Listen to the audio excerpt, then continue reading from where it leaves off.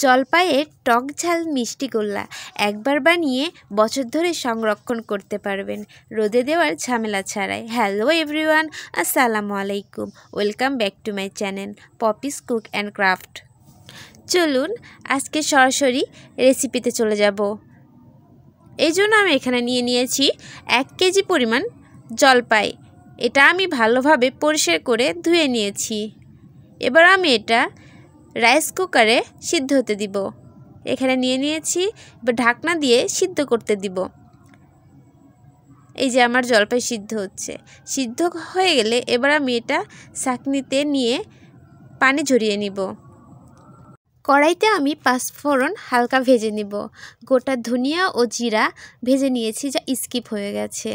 ভাজা মিক্সচারটা আমি গুঁড়ো করে নিব। বলে নেওয়া ভালো, আমি একাই ভিডিও ও রান্না করি, যার কারণে অনেক সময় ভিডিও স্কিপ হয়ে যায়। কড়াইতে আমি 1 কাপ সরিষার তেল দিয়ে দিয়েছি। তেলটা ভালোভাবে গরম করে নিব।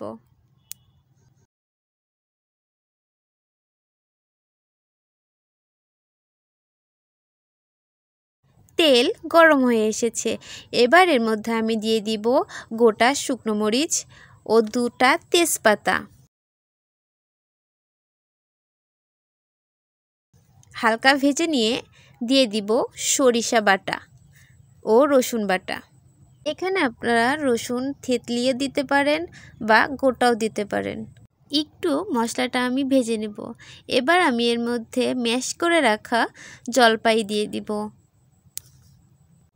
আমি কালো সরিষা ব্যবহার করেছি, আপনারা হলুদ কালো যেটা পারেন সেটাই ব্যবহার করতে পারবেন। এটা আমি মিশিয়ে নিব সুন্দরভাবে। তেলের সাথে আমি জলপাইটা কিছুক্ষণ নেড়েচেড়ে মিশিয়ে নিব।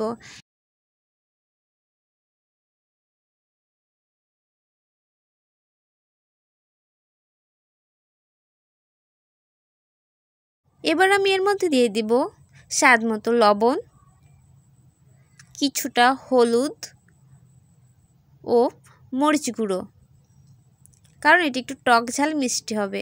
এবার আমি এর মধ্যে দিয়ে দিয়েছি 2 কাপ চিনি। এটা ভালোভাবে আমি নেড়ে মিশিয়ে নিব।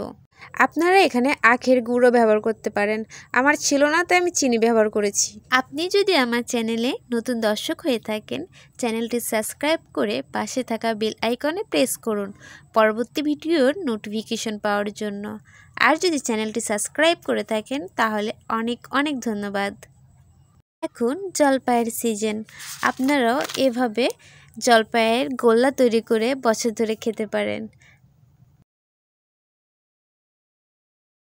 এই আচারটা আমার সবথেকে প্রিয়, এই জন্য আমি সহজভাবে করেছি শুধুমাত্র আপনাদের জন্য।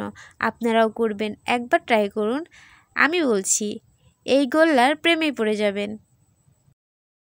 আমি এই আচারটা আস্তে জালে অনেকক্ষণ ধরে করেছি। ভিডিওটা বড় হয়ে যাবে তাই আমি ভিডিওটা স্কিপ করে ছোট করে দিয়েছি।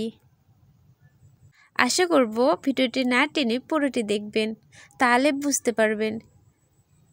প্রায় অনেকক্ষণ ধরে আমি এটা রান্না করেছি। আমি চেক করে নিয়েছি আমার মিষ্টির পরিমাণটা একটু কম ছিল, তাই আমি আবারও কিছুটা চিনি দিয়েছি। আপনারা আপনাদের টেস্ট অনুযায়ী চিনিটা দিয়ে দেবেন। প্রায় 10 মিনিট পর আমার আচারটা হয়ে এসেছে। এর মধ্যে আমি এবার দিয়ে দিব ভিনেগার বা সাদা সিরকা। ভিনেগার ব্যবহার করলে আচারটা অনেক দিন সংরক্ষণ করা যায়। আমি এটা আবার রান্না করে নিব। এই পর্যায়ে আচারটা নাড়তে একটু কষ্ট হবে, কারণ এটা আঠালো হয়ে গেছে। এর মধ্যে আমি দিয়ে দিব 5 ফোড়নের গুঁড়ো। এর মধ্যে ছিল গোটা জিরা, গোটা ধনিয়া। আচারটা প্রায় হয়ে এসেছে, এটা আমি ভালোভাবে মিশিয়ে নিব। মিশিয়ে নিয়ে আরও 2-3 মিনিট এটা আমি রান্না করব। রান্নার শেষে এটা আমি নামিয়ে নিব। বেশি আঠালো করা যাবে না, কারণ এটা নামানোর পরে ঠান্ডা হলে আরও কিছুটা আঠালো হয়ে যায়। আমি এবার এটা নামিয়ে নিব এবং হাতে তেল মেখে এটা আমি গোল গোল করে গোল্লা বানিয়ে নিব। আমি গোল্লা বানাতে গিয়ে কতগুলো যে খেয়েছি তার হিসাব নেই।